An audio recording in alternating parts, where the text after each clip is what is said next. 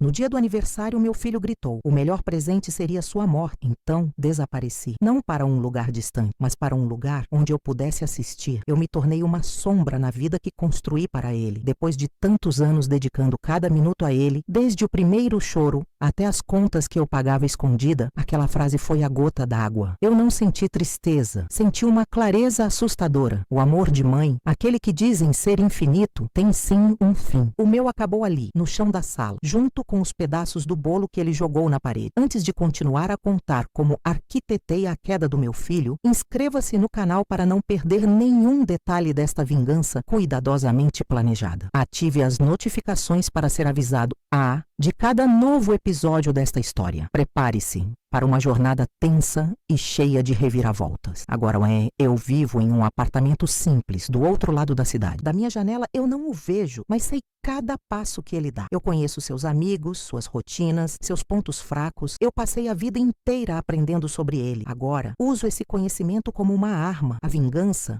não é um ato barulhento, é um trabalho delicado, feito com paciência. Comecei cortando aos poucos o dinheiro. Depois, fiz chegar aos ouvidos certos uma ou duas verdades sobre seus negócios, coisas que só uma mãe saberia. Ele está começando a sentir o chão tremer, mas não sabe de onde vem o abalo. Ele me procura, fingindo preocupação, mas na verdade só quer o conforto que sempre teve. Ele não sentirá a minha falta. Ele sentirá falta do que eu fazia por ele, e é exatamente isso que vou tirar. Tudo. Ele me desejou a morte, mas eu vou lhe dar algo muito pior, uma vida onde ele terá que encarar a si mesmo, sem ninguém para salvá-lo. E eu estarei aqui, assistindo a cada peça do seu mundo desmoronar. Sua noiva o deixou hoje. Eu enviei a ela as provas que guardava. O telefone tocou naquela noite. Eu sabia que era ele. Deixei a chamada ir para a caixa de mensagem. A voz dele, quando ouvi a gravação, não era de tristeza. Era a voz de um homem com raiva. Um menino mimado que teve seu brinquedo quebrado. Ele gritava sobre como a noiva dele era louca, como ela tinha inventado tudo. Ele não mencionou meu nome nenhuma vez. Ele não estava procurando por mim, sua mãe. Ele estava procurando uma solução, um conserto rápido. E eu sempre fui a pessoa que consertava as coisas para ele. Apaguei a mensagem. O som da sua voz não me causou dor, apenas confirmou que eu estava no caminho certo. Minha rotina é simples. Acordo cedo, tomo meu café olhando a cidade acordar do outro lado do rio. Não é a vista bonita que ele tinha do seu apartamento de luxo, aquele que eu ajudei a pagar com o dinheiro da venda da casa do meu pai. É uma vista de prédios normais, de gente comum indo trabalhar. É uma vista real. Durante o dia, eu leio os jornais locais na internet. Procuro por qualquer notícia, qualquer pequeno artigo que mencione o nome dele ou da empresa dele. Eu sabia que não demoraria muito. A semente que eu plantei com a sua noiva era apenas a primeira. A próxima seria na sua vida profissional. Daniel sempre foi esperto para os negócios, mas descuidado. Ele confiava que eu estaria sempre lá para arrumar sua bagunça, para cobrir seus erros. Eu guardei por anos os cadernos onde anotava as contas dele. No meio de recibos de supermercado e contas de luz, eu tinha provas de acordos que ele fez por baixo dos panos, de dinheiro que ele pegou emprestado e nunca devolveu, de promessas que ele fez a pessoas importantes e quebrou. Eu escolhi um desses segredos, o mais perigoso, e o enviei em uma carta sem remetente para o seu sócio, um homem chamado Roberto, que sempre pareceu honesto demais para andar com meu filho. A resposta foi mais rápida do que eu esperava. Uma semana depois, uma pequena nota no jornal de negócios falava sobre uma reorganização interna na empresa dele. A palavra que usaram era suave, mas eu sabia ler nas entrelinhas. Significava briga, significava que a confiança tinha acabado. Daniel ligou de novo. Desta vez, sua voz estava diferente. Havia medo. Ele me acusou de ter sumido para prejudicá-lo. Disse que eu era egoísta. Ele falou sobre como precisava de mim, como a vida estava difícil. Eu ouvi a mensagem inteira, parada no meio da minha sala pequena. Pensei em todas as noites que passei em claro quando ele era adolescente e não voltava para casa. Pensei em todo o dinheiro que juntei para pagar as dívidas dele. Pensei no meu aniversário. E mais uma vez, apaguei a mensagem sem sentir nada. O golpe final em seu trabalho veio quando Roberto, o sócio, anunciou que estava comprando a parte de Daniel na empresa por um valor muito baixo. Ele estava sendo expulso do negócio que ele achava que era seu império. Eu vi a notícia e senti uma calma profunda. Era como terminar de varrer uma casa muito suja. O lixo estava sendo colocado para fora. agora? Agora ele não tem mais a noiva, não tem mais a carreira brilhante. O dinheiro que ele tinha escondido logo vai acabar. Ele me ligou ontem à noite, não deixou mensagem. Apenas ficou em silêncio na linha por quase 1 minuto. Eu podia ouvir sua respiração pesada e perdida. Ele não sabia o que dizer porque, pela primeira vez, não sabia o que pedir. Não há mais nada que eu possa dar a ele. E ele está começando a entender isso. Ele está sozinho, com o eco das suas próprias palavras cruéis. O melhor presente seria sua morte. Ele não entendeu que para que ele pudesse viver de verdade, a mãe que ele conhecia precisava mesmo morrer. E eu morri naquele. O que sobrou foi apenas a espectadora do seu inevitável colapso. O último pilar a cair será o seu orgulho. E eu terei um lugar na primeira fila para assistir.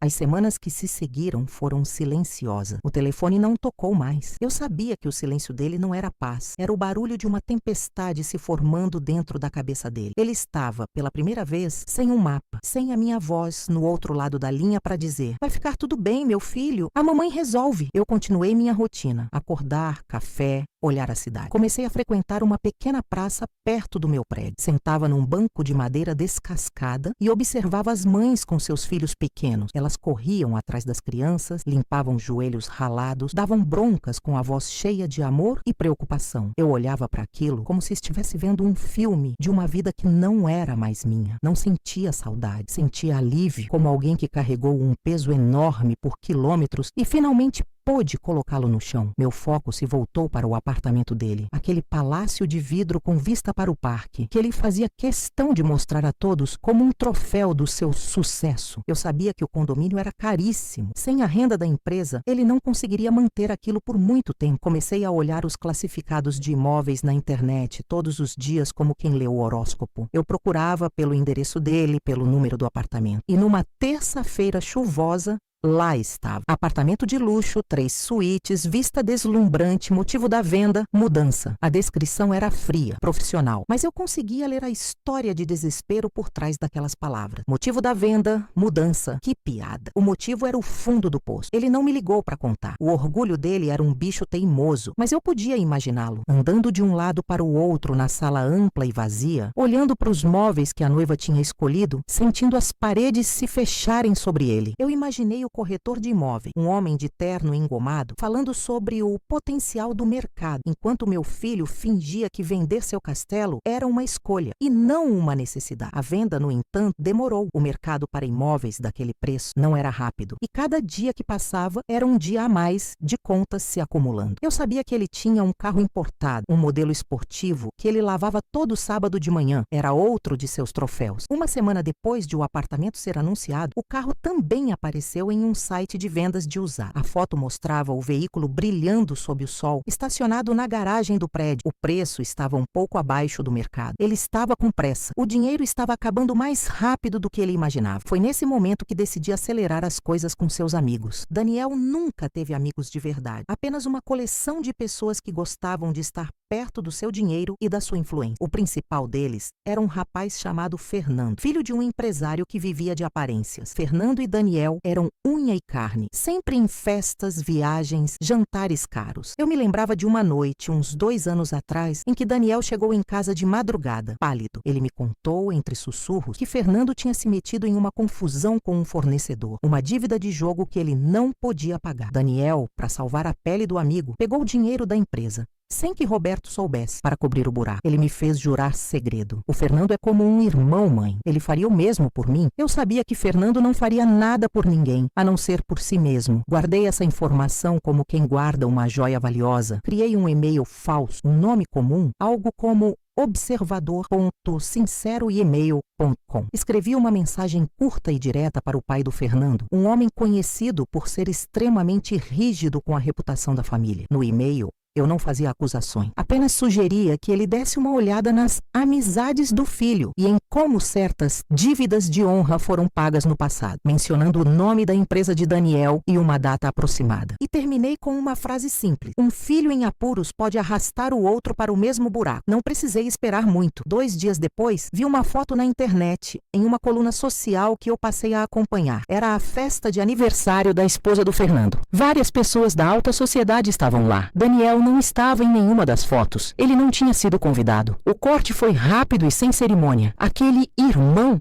o descartou no primeiro sinal de problema. Eu imaginei Daniel vendo aquelas mesmas fotos, a taça de champanhe na mão de Fernando, o sorriso largo no rosto dele. A solidão, eu sabia, não era apenas sobre estar sozinho em um quarto. Era sobre ver que o mundo continuava girando e festejando sem você. As ligações voltaram. Desta vez não eram mensagens de raiva. Eram chamadas perdidas, no meio da madrugada. 1, 2, 3 chamadas seguidas. Ele não deixava recado. Era o toque do desespero silencioso. Ele não sabia mais o que dizer, o que pedir. Ele só sabia que precisava de algo. E eu era a única pessoa no mundo que sempre tinha dado. Eu ouvia o telefone tocar, o som enchendo o meu pequeno apartamento e depois o silêncio. Era a música da minha vingança. O carro foi vendido. O anúncio sumiu do site. O dinheiro deve ter dado a ele um fôlego, mas um fôlego curto. O apartamento continuava lá, um elefante branco sugando suas economias. Foi quando eu decidi desenterrar um fantasma mais antigo, um homem chamado Ricardo. Ricardo não era um amigo. Ele era o filho do primeiro sócio do meu falecido marido. Quando meu marido morreu, eu fiquei com a pequena transportadora que eles tinham. Daniel, na época com 20 e poucos anos, cheio de ideias mirabolantes, me convenceu a vender a minha parte para ele. Ele não tinha dinheiro, então fez um acordo com Ricardo, que na época era muito jovem e inexperiente. Daniel prometeu a Ricardo uma porcentagem dos lucros futuros. Um acordo de cavalheiros, firmado com um aperto de mão e um documento simples, sem valor legal, que eu mesma guardei. Daniel, claro, nunca pagou um centavo. Ele usou o dinheiro inicial para alavancar seus próprios negócios e, quando a transportadora faliu por má administração dele, ele disse a Ricardo que não havia lucros para dividir. Legalmente, Ricardo não podia fazer nada, mas moralmente, Daniel o tinha roubado. Eu ainda tinha aquele documento, uma folha de papel amarelado, guardada no fundo de uma caixa de sapatos com velhas fotografias. A assinatura de Daniel, jovem e arrogante, estava lá, ao lado da assinatura esperançosa de Ricardo. Era uma prova de nada e de tudo. Eu não sabia onde Ricardo estava. Fazia mais de 10 anos, mas o mundo digital que meu filho tanto amava também servia aos meus propósitos. Com um pouco de paciência, encontrei um Ricardo com o mesmo sobrenome, morando em uma cidade vizinha. A foto do perfil mostrava um homem de rosto cansado, ao lado de uma mulher e 2 crianças. Ele parecia um homem comum, um trabalhador. Alguém para quem o dinheiro que Daniel lhe devia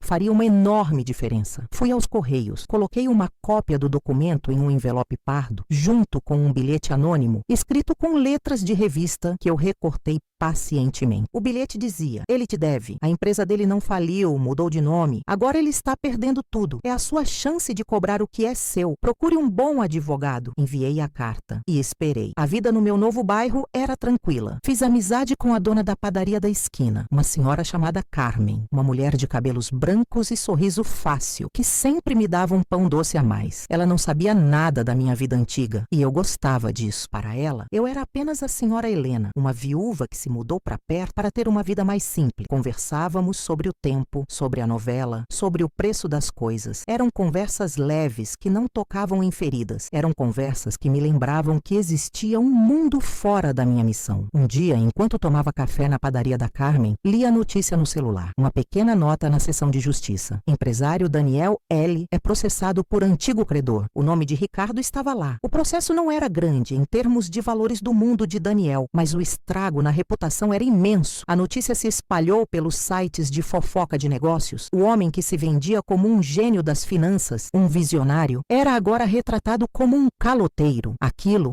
era o prego final no caixão da sua vida profissional. Ninguém mais faria negócios com ele. Naquela noite, ele me ligou e pela primeira vez em meses, ele deixou uma mensagem. A voz dele estava quebrada. Não havia raiva. Não havia acusação. Havia apenas um cansaço profundo. A voz de um homem derrotado. Mãe, sou eu. Eu não sei o que fazer. Estão acabando comigo. Eu sei que eu errei. Eu sei o que eu te disse, mas eu preciso de você. Por favor, mãe, me liga de volta. Eu preciso da minha mãe. Eu ouvi a mensagem 3 vezes. A palavra mãe soou estranha, como se viesse de um idioma que eu não falava mais. Ele não precisava da mãe dele. Ele precisava da solucionadora de problemas, da gerente de crises, do banco que nunca fechava. Ele estava quebrado, então discou o número que sempre consertava as coisas. Senti um frio na espinha, mas não era pena. Era a confirmação de que meu trabalho estava quase completo. Ele ainda não entendia. Ele ainda achava que a mãe podia voltar. Apaguei a mensagem. O apartamento finalmente foi vendido por um preço bem abaixo abaixo do que ele pedia. A pressa e a má reputação cobraram seu preço. Eu soube porque, uma semana depois, o anúncio sumiu e foi substituído por um vendido. Imaginei o alívio misturado com a humilhação que ele deve ter sentido ao assinar aqueles papéis. Com o dinheiro da venda, ele pagou o processo de Ricardo. Eles devem ter feito um acordo. E as outras dívidas que foram surgindo. O que sobrou, eu calculei, não era muito. Daria para ele viver por um tempo, mas não no luxo a que estava acostumado. A queda final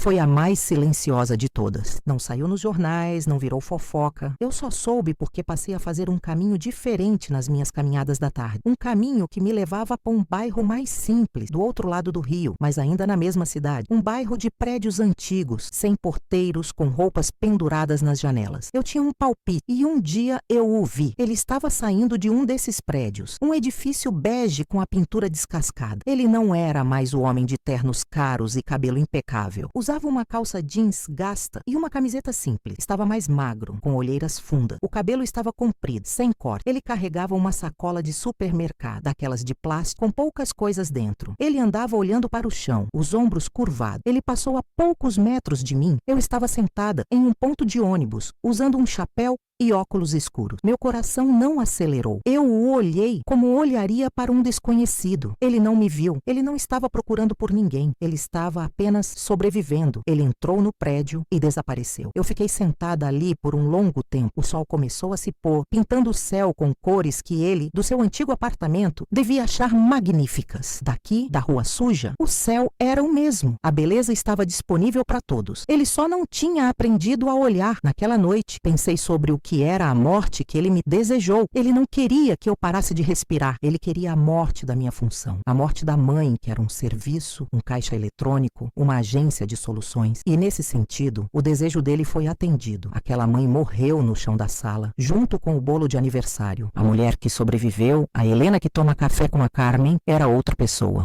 Uma pessoa livre. O último pilar, o orgulho dele, não caiu com um estrondo. Ele se desfez em pó, silenciosamente, em um apartamento alugado em um bairro qualquer. Ele agora tinha o que eu nunca pude lhe dar: a chance de se construir sozinho, de descobrir quem ele era sem o meu dinheiro, sem os meus contatos, sem a minha proteção. Ele me deu a morte como presente e eu, em troca, lhe dei a vida, uma vida dura, real e talvez um dia sua de verdade. Eu nunca mais o procurei. Mudei meus caminhos, minhas rotinas. A vingança estava completa e não havia mais nada para assistir. O show tinha acabado, a poeira tinha baixado e no silêncio que se seguiu, pela primeira vez em mais de 30 anos, eu comecei a pensar no que eu queria para o meu próprio café da manhã no dia seguinte. Era um pensamento pequeno, simples e era a coisa mais maravilhosa do mundo. Os meses se transformaram em um ano, depois 2. Minha vida se assentou em uma tranquilidade que eu não conhecia. As manhãs eram para cuidar das poucas plantas que eu mantinha na janela da cozinha. As tardes, para as caminhadas e as conversas com Carmen na padaria. Às noites, eu lia livros da biblioteca pública, histórias de mundos distantes e de pessoas que eu nunca conheceria. A figura de Daniel foi se tornando distante, como uma fotografia antiga que perde a cor. A dor aguda da traição dele se transformou em uma cicatriz, daquelas que a gente esquece que tem até passar a mão por cima sem querer. Eu não o procurava mais nas notícias, não seguia mais seus passos. A necessidade de saber, de assistir, tinha se esgotado junto com a vingança. Eu tinha virado a página. Ou pelo menos, eu achava que tinha. Numa tarde de outono, o telefone do meu apartamento tocou. Era um número que eu não conhecia. Normalmente, eu não atenderia, mas algo me fez levar o aparelho à orelha. Alô? Eu disse, a voz um pouco rouca pela falta de uso. Senhora Helena? Perguntou uma voz de mulher hesitante. Sim, é ela. Meu nome é Regina. Eu sou assistente social do Hospital Municipal. Eu estou ligando a respeito de Daniel L. Ele está internado aqui. Ele nos deu este número como seu contato de emergência. O chão pareceu sumir sob os meus pés por um instante. Um turbilhão de imagens passou pela minha cabeça. Daniel, criança, com febre alta. Daniel, adolescente, depois de uma briga na escola. Daniel, adulto, sempre invencível. E agora Daniel em um hospital público. O que ele tem? Perguntei. E minha voz saiu firme mais fria do que eu esperava. Ele sofreu um acidente de trabalho, caiu de um andaime, ele quebrou a perna em 2 lugares e teve uma concussão. Ele vai precisar de cirurgia e de um longo tempo de recuperação. Ele está estável, mas muito abalado. Acidente de trabalho. Andaime. As palavras não faziam sentido juntas. O Daniel que eu conhecia não trabalhava. Ele fazia negócios. Ele não subia em andaime. Ele assinava contratos em salas com ar-condicionado. Trabalho? Repeti, sem conseguir esconder a surpresa. Sim, senhora. Ele estava trabalhando em uma obra aqui perto, construção civil. Ele vai precisar de ajuda quando tiver alta. Não tem condições de morar sozinho por um tempo. Como a senhora é o único contato que ele nos deu, a assistente social continuou a falar, explicando os procedimentos, a necessidade de um acompanhante, os cuidados pós-operatórios. Eu ouvia o som da voz dela, mas as palavras se misturavam. Construção civil. Ele estava fazendo o tipo de trabalho braçal que ele sempre desprezou, o tipo de trabalho que o avô dele, meu pai, fez a vida inteira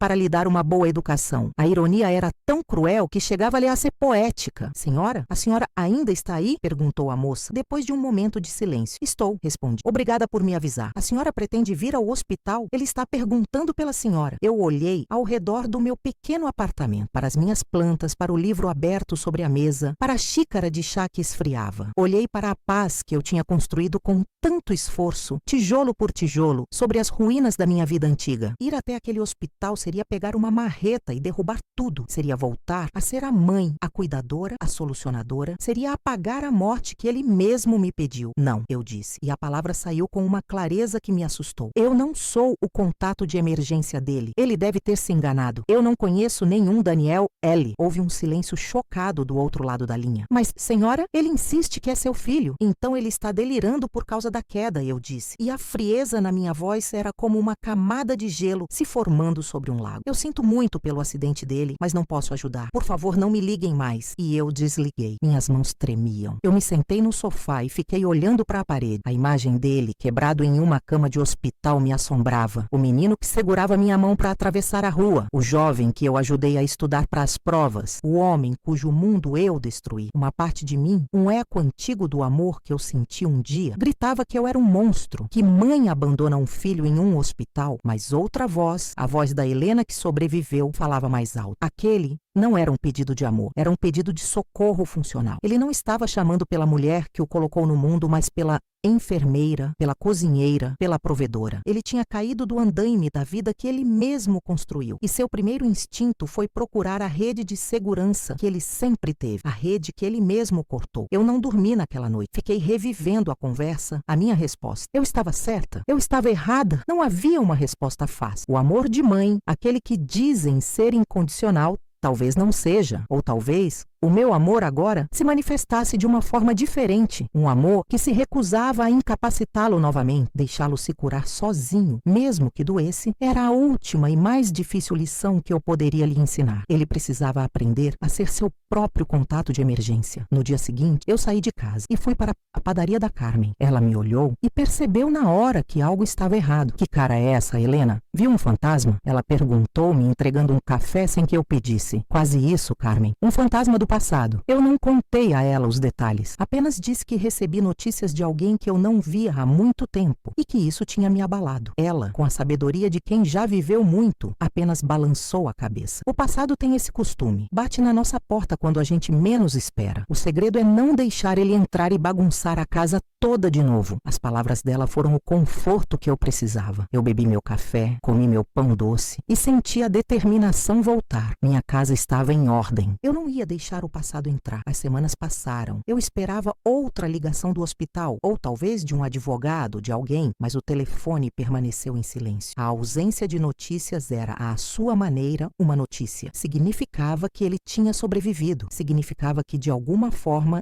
ele estava se virando. O sistema público, os serviços sociais, talvez até a caridade de um estranho, estavam fazendo o papel que um dia foi meu. Ele estava sendo forçado a aceitar ajuda de onde ela viesse, não de onde ele exigia. Cerca de 3 meses depois do telefonema, a curiosidade me venceu. Foi uma fraqueza, eu admito. Eu precisava ver, não para intervir, mas para fechar aquele capítulo de vez na minha cabeça. Eu peguei um ônibus até o bairro onde eu o tinha visto da última vez. Andei pelas ruas, sem saber saber exatamente o que procurava. E então eu o vi de novo. Ele estava sentado no banco de uma praça, a mesma praça onde eu costumava observar as mães com seus filhos. A perna dele estava esticada e dava para ver a cicatriz feia que subia pela canela. Ele usava uma muleta que estava apoiada ao lado do banco. Ele não estava olhando para o chão, estava olhando para um menino de uns 5 ou 6 anos que tinha tropeçado e caído a poucos metros dele. A mãe do menino correu para acudi-lo, mas Daniel foi mais rápido. Com um movimento um pouco desajeitado por causa da perna, ele se inclinou, pegou o menino pelos braços e o colocou de pé. Ele se ajoelhou com dificuldade, ignorando a própria dor, e limpou a poeira do joelho da criança. Pronto, campeão. Foi só um susto. Não chorou, hein? Corajoso. Eu o ouvi dizer. A voz dele era gentil. O menino, que estava com o rosto franzido, pronto para abrir o berreiro, olhou para Daniel e deu um pequeno sorriso. A mãe chegou,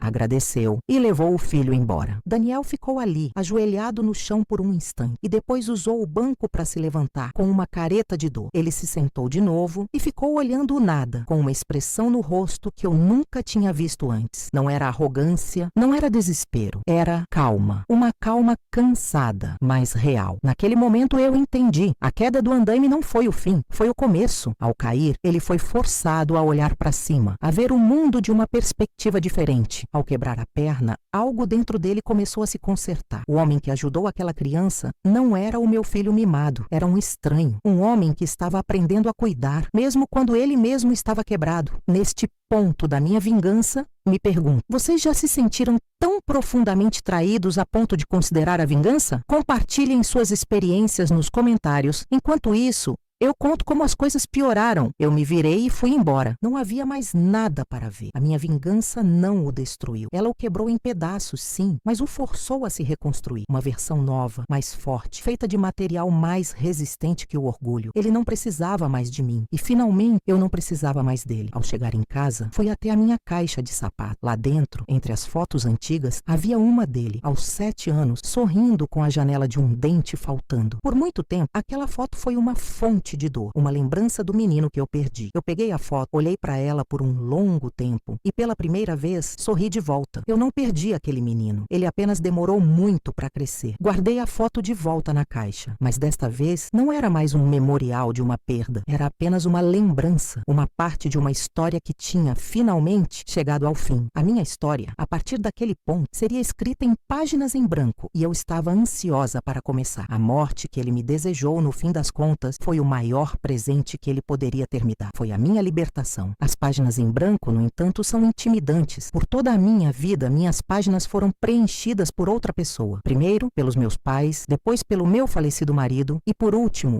e mais intensamente, por Daniel. Eu era a coadjuvante da minha própria história. Agora, com a caneta na mão, eu não sabia qual seria a primeira palavra. A liberdade, descobri, vinha com um tipo estranho de vertigem. O silêncio no meu apartamento, que antes era um sinal de paz, começou a parecer um vazio. O som dos meus próprios passos no assoalho de madeira era alto demais. Eu precisava de um ruído de fundo, algo para preencher o espaço que não fosse o eco dos meus pensamentos. Comecei a deixar a televisão ligada em canais de culinária, mesmo sem prestar atenção. O barulho de facas picando legumes e de gente conversando sobre temperos era reconfortante. Foi durante um desses programas, enquanto uma senhora simpática ensinava a fazer um pão de fermentação natural, que uma ideia surgiu. Eu sempre gostei do cheiro de pão assando. Era um cheiro de casa, de conforto, algo que minha antiga casa, com suas refeições pedidas por aplicativo e jantares congelados, não tinha há muito tempo. No dia seguinte, voltei à padaria da Carmen, mas desta vez não foi como cliente. Carmen, comecei um pouco sem jeito. Você por acaso não estaria precisando de uma ajuda aqui? Qualquer coisa. Limpar o chão, arrumar as prateleiras. Ela me olhou por cima dos óculos com a mão suja de farinha. Uma sobrancelha se ergueu. Helena, você quer trabalhar aqui? Achei que você estivesse aposentada. A palavra aposentada soou como uma sentença. Aposentada de quê? De viver? Eu me cansei de ficar em casa, Carmen. Preciso de algo para fazer, para ocupar a cabeça. E eu gosto do cheiro daqui. Ela secou a mão no avental e me estudou por um momento. Eu vi a curiosidade nos seus olhos, mas também a gentileza. Ela não fez mais perguntas. juntas. Chegue amanhã às 6. Vamos ver se você aguenta o tranco, ela disse com um pequeno sorriso. E assim, minha nova vida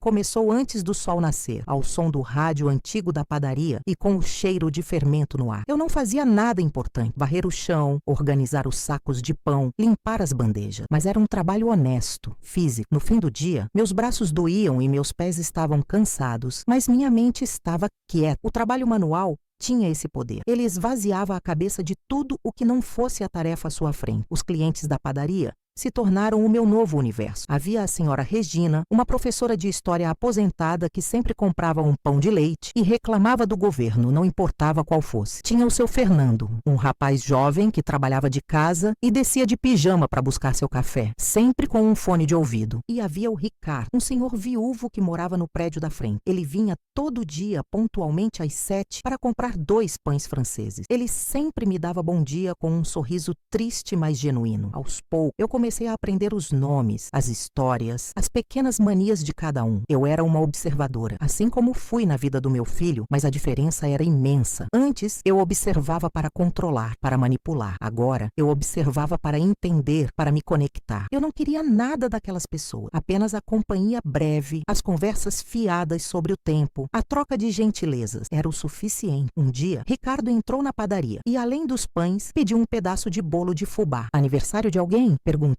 enquanto embrulhava o bolo. Ele suspirou. Da minha esposa. Faria hoje. Eu sempre compro o bolo que ela mais gostava. Sento em casa, como um pedaço e converso um pouco com ela. Parece bobagem, né? Não, respondi. E minha voz saiu mais firme do que eu esperava. Não é bobagem, é saudade. E a saudade a gente cuida, senão ela vira uma coisa amarga. Ele me olhou surpreso. Pela primeira vez, o sorriso dele não parecia tão triste. Você entende? Entendo, eu disse. E era verdade. Eu também tinha cuidado de uma saudade. A saudade do filho que eu achava que tinha. Mas a minha tinha virado veneno. Eu a transformei em vingança. Ele transformou a dele em um bolo de fubá. Naquele momento senti uma pontada de vergonha, mas também de admiração. A nossa conversa se tornou um pequeno ritual. Todo dia, trocávamos algumas palavras a mais. Ele me contou sobre sua esposa, a Lúcia, sobre como eles se conheceram num baile de carnaval. Contou sobre os filhos que moravam longe e raramente ligavam. Eu o ouvia e não falava muito sobre mim. Dizia apenas que tinha um filho, mas que não nos víamos mais. Para ele, parecia ser o suficiente. Minha vida se acomodou nessa rotina simples. Acordar cedo, trabalhar na padaria, conversar com os vizinhos, voltar para o meu apartamento silencioso, que agora não parecia mais tão vazio. Aos domingos, meu dia de folga, eu caminhava sem rumo pela cidade. Numa dessas caminhadas, passei por um terreno baldio que tinha sido transformado em uma horta comunitária. Placas tortas de madeira anunciavam os canteiros, tomates da Dona Vi, pimentões do seu Roberto. Pessoas de várias idades estavam lá, com as mãos na terra, rindo e conversando. Fiquei observando de longe, sentada num banco. Havia algo de bonito naquilo. Ver as pessoas cuidando de algo juntas, fazendo algo crescer do nada. Lembrei-me de como eu costumava cuidar do meu pequeno jardim de vasos no meu antigo apartamento. Era uma das poucas coisas que eu fazia por mim. Uma senhora de chapéu de palha acenou para mim. Quero uma muda de manjericão, moça? Tá sobrando aqui. Hesitei, mas a oferta era tão genuína que eu não pude recusar. Caminhei até a cerca. Eu sou a Vi, ela disse, me estendendo um pequeno vaso de plástico com um broto verde. Vitória, na verdade, mas todo mundo me chama de Vi. Helena, eu disse, pegando a muda. A terra estava morna. Obrigada, não tem de quê. Se quiser aparecer para ajudar um dia, a gente tá sempre precisando de mão. É só chegar. Levei a muda para casa e a coloquei na janela da cozinha. Cuidar daquele pequeno pé de manjericão se tornou um novo projeto. Regar, colocar no sol, proteger do vento. Era uma responsabilidade pequena, mas era minha. E surpreendentemente, a planta começou a crescer. A ideia de voltar à horta ficou na minha cabeça. Na semana seguinte, tomei coragem. Vesti uma roupa velha, calcei um tênis surrado e fui. Vi me recebeu com um sorriso. Sabia que você voltava. Pega uma pá ali e vem me ajudar com o canteiro de couve. Passei a manhã inteira com as mãos na terra. Tirei mato,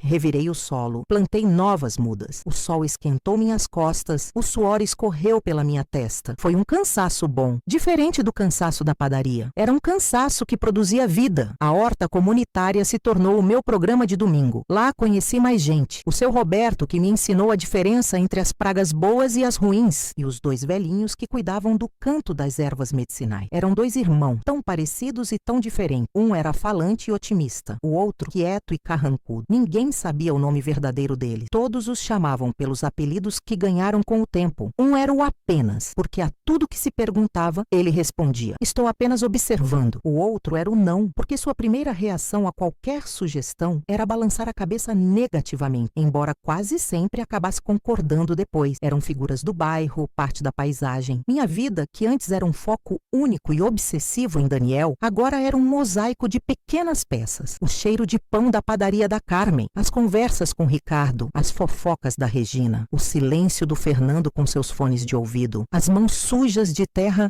na horta da Vi, o manjericão crescendo na minha janela. Eram coisas pequenas, mas juntas, formavam um quadro completo, um quadro da minha vida. Uma noite, voltando para casa depois de um dia longo na padaria, vi um vulto encolhido perto da minha porta. Era um cachorro magro, de pelo amarelado e olhos assustados. Ele não latiu, apenas me olhou com uma resignação que cortou meu coração. Parecia ter caminhado muito. Seus pés estavam sujos e ele mancava um pouco. Ei, amiguinho, eu disse, me aproximando devagar. Tá perdido? Ele se encolheu ainda mais. Eu não podia deixá-lo ali. Subi, peguei uma vasilha com água e um pouco de pão. Desci e coloquei a uma distância segura. Ele esperou eu me afastar e, depois de muita hesitação, se arrastou até a comida e devorou tudo em segundos. Fiz isso por 3 dias. Toda noite ele estava lá, me esperando. No quarto dia, quando abri a porta do meu apartamento, ele se levantou e, mancando, me seguiu escada acima. Parou na minha porta, olhou para mim e depois para dentro do apartamento. Era um convite e um pedido. Eu suspirei. Eu tinha prometido a mim mesma que não teria mais responsabilidades, mais ninguém para cuidar. Mas aqueles olhos... Tudo bem, eu disse, mas só por hoje. Ele entrou, deu 3 voltas no tapete da sala e se deitou, como se sempre tivesse morado ali. Ele nunca mais foi embora. Eu o chamei de caminhei, porque era isso que ele parecia ter feito a vida inteira. E agora, sua caminhada tinha terminado. Na minha sala, ter caminhei em casa mudou o silêncio. Agora era um silêncio preenchido por sua respiração calma, pelo barulho de suas unhas no chão, pelo seu suspiro satisfeito quando eu coçava atrás de suas orelhas. Ele se tornou minha sombra, meu companheiro. Os meses se transformaram em 1 ano, depois 2. Minha rotina era a mesma e eu gostava disso. A padaria, a horta, minhas caminhadas com caminhei, as conversas com meus novos amigos. Eu raramente pensava em Daniel. Quando o pensamento vinha, era como lembrar de um filme antigo que eu tinha assistido. A dor e a raiva tinham se dissipado, deixando para trás apenas uma memória distante, quase sem cor. Eu sabia que ele estava vivo em algum lugar,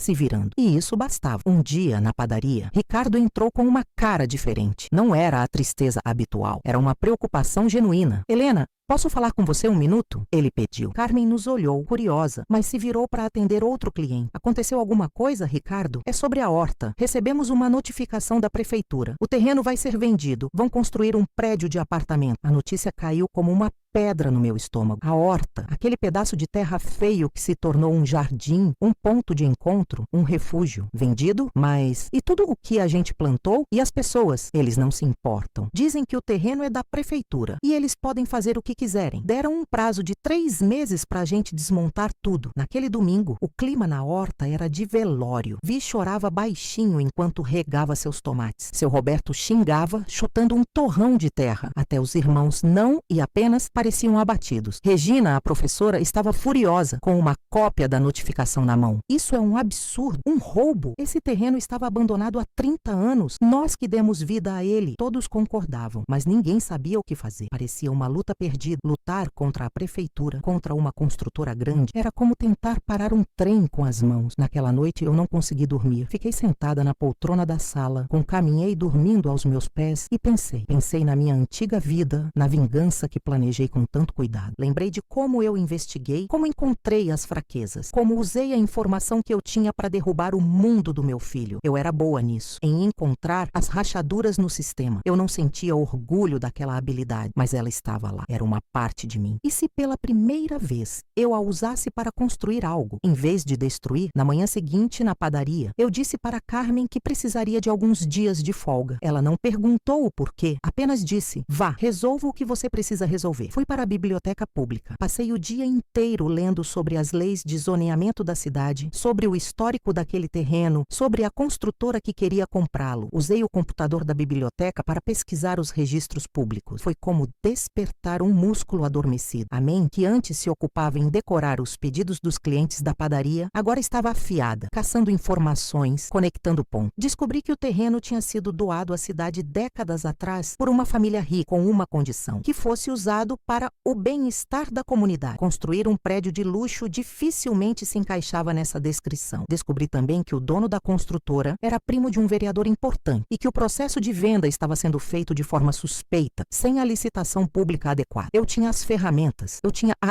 informação, mas eu não podia fazer isso sozinha. Reuni o pessoal da horta na casa da Regina. Era a primeira vez que eu entrava na casa de um deles. As paredes eram cobertas de livro. Espalhei os papéis que eu tinha impresso na mesa de jantar. Eles estão fazendo tudo errado, eu disse, apontando para os documentos. A lei está do nosso lado, mas a gente precisa fazer barulho. Um barulho organizado. Pela primeira vez em dias, eu vi um brilho de esperança nos olhos dele. O que a gente faz, Helena? Perguntou Vi. Primeiro, um abaixo-assinado. Fernando, você que entende de internet, pode fazer um online? Regina, você escreve bem. Pode redigir o texto? Ricardo, você conhece todo mundo no bairro. Pode ajudar a coletar assinaturas nas ruas. Seu Roberto, você pode organizar um protesto pacífico. Aqui na frente da horta, no próximo sábado, eu distribuí tarefas e as pessoas, antes desanimadas, agora tinham um propósito. Até o seu não balançou a cabeça afirmativamente e o seu apenas murmurou. Apenas diga o que precisa ser feito. O bairro se mobilizou. O abaixo-assinado online, criado por Fernando, viralizou nos grupos de moradores. Ricardo conseguiu centenas de assinaturas em papel, conversando com as pessoas na porta do supermercado,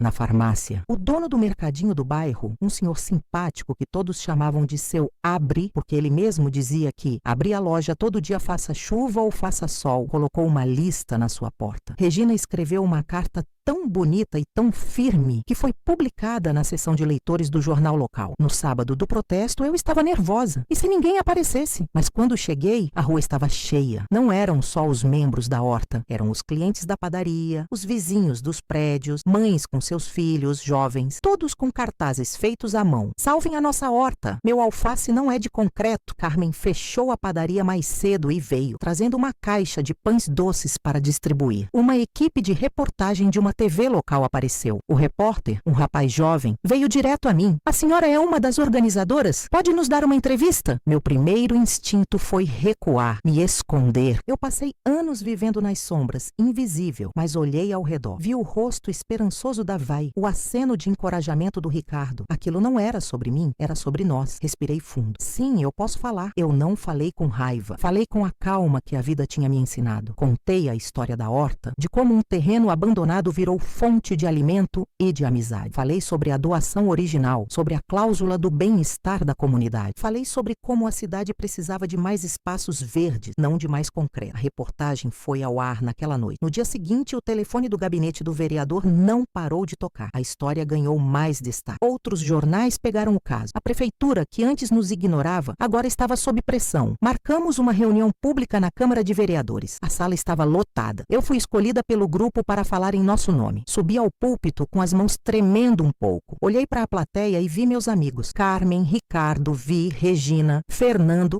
até o seu Abri, que fechou o mercado para estar ali. E então, na última fileira, perto da porta, eu o vi. Era Daniel. Meu coração parou por uma batida. Ele estava diferente. Mais magro, talvez. O cabelo mais curto. Ele não usava mais as roupas de grife. Vestia uma calça jeans simples e uma camisa de algodão. A muleta não estava mais lá, mas ele mancava de leve ao se sentar. Nossos olhos se cruzaram por uma fração de segundo. Não havia raiva no olhar dele, nem no meu. Havia reconhecimento, como dois estranhos que já se viram antes em algum lugar. Ele deu um pequeno aceno com a cabeça, quase imperceptível, e eu acenei de volta. Desviei o olhar, voltei o foco para os papéis na minha frente e comecei a falar. Falei sobre a terra, sobre sementes, sobre comunidade. Falei sobre como as coisas coisas mais valiosas não têm preço. Falei sobre o direito de ver algo crescer. Enquanto eu falava, eu não estava pensando na horta. Estava pensando em tudo. Na minha vida, na dele, no que eu tinha destruído e no que eu estava tentando construir. Quando terminei, houve um silêncio e depois um aplauso que encheu a sala. A votação para cancelar a venda do terreno foi unânime. A pressão pública tinha sido forte demais para ser ignorada. Nós vencemos. Na confusão da comemoração, as pessoas me abraçando, rindo, chorando. Eu procurei por ele na multidão, mas ele já tinha ido embora. Voltei para casa naquela noite com uma sensação que eu não conseguia nomear. Não era euforia, era uma paz profunda, uma sensação de círculo completo. Ao abrir a porta, caminhei e me recebeu com a festa de sempre. Eu me ajoelhei e o abracei forte. Conseguimos, garoto. Sussurrei no seu pelo. Na minha caixa de correio havia um envelope, sem remetente. Dentro, um único pedaço de papel dobrado. Era uma folha de caderno, com uma caligrafia que eu reconheceria em qualquer lugar. Não era um pedido de desculpa, não era uma tentativa de reconciliação. Eram apenas 3 palavras. Eu vi você. E embaixo, um desenho desajeitado, feito às pressas. Um pé de manjericão. Eu sorri. Um sorriso de verdade, que veio de dentro. Ele me viu, não como a mãe que o servia, não como a sombra que o assombrava. Ele me viu como Helena, a mulher que falava na frente de uma multidão para salvar um jardim. Guardei o bilhete na caixa de sapatos, junto com a foto dele de 7 anos. Agora eram 2 lembranças. Uma do menino que foi e outra do homem que talvez ele estivesse se tornando. A minha vingança não tinha sido o fim da história dele. Tinha sido o prólogo. E a liberdade que eu encontrei não foi o fim da minha. Foi o primeiro capítulo. No domingo seguinte, eu estava na horta com as mãos na terra. O sol da manhã era quente e agradável. Ricardo estava ao meu lado, me mostrando como amarrar os pés de tomate para que eles crescessem retos e fortes. Você foi incrível naquele dia, Helena. Ele disse, me passando um barbante. Nós fomos incríveis, corrigi. Ele sorriu, aquele sorriso que já não era mais triste. Sabe, Helena, minha esposa Lúcia adorava jardinagem. Ela dizia que a terra tem memória, que ela se lembra de quem cuida dela e sempre retribui. Eu olhei para as minhas mãos, sujas de terra fértil. Olhei para o canteiro de couve, para os tomates Davi, para as ervas do não e do apenas. Olhei para o meu novo mundo, um mundo que eu ajudei a salvar, um mundo que me salvou de volta. A terra tinha memória. E eu também, mas pela primeira vez, as minhas memórias boas eram maiores e mais fortes do que as ruins. A minha história, finalmente, estava florescendo. E eu estava lá para regá-la todos os dias. Espero que tenham compreendido, ainda que não aprovem minha decisão. Me digam nos comentários o que acharam da minha vingança. Se gostaram, deixem um like e se inscrevam para mais histórias. Tem mais por vir.